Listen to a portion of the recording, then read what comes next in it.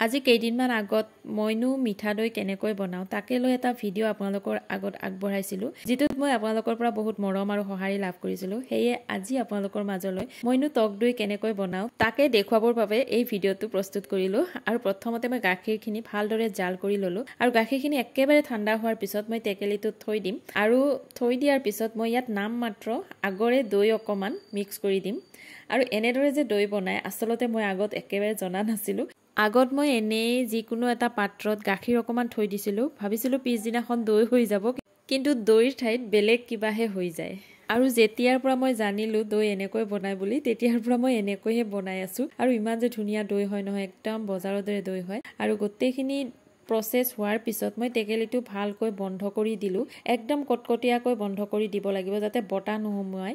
আৰু এতিয়া টেকেলিটো মই বাহিৰতে থৈ দিম। বাহিৰত 6-7 ঘণ্টামান থোৱাৰ পিছত যেতিয়া গাখীৰখিনি গোট মাৰিব তেতিয়া ফ্ৰিজত অকণমান সময় থৈ দিম আৰু পিছদিনাখন মোৰ দৈ ৰেডি হৈ যাব।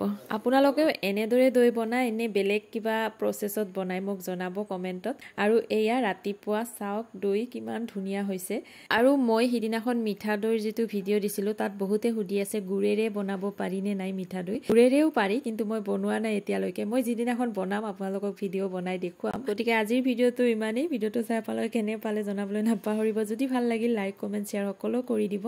আৰু আপোনালোকে কেনেকৈ দৈ বনায় সেয়াও মোক জনাব। লগতে মই যেনেকৈ দৈ বনাইছোঁ তেনেকৈও এবাৰ আপোনালোকে বনাই চাব। আজিলৈ আহিলোঁ, বাই বাই।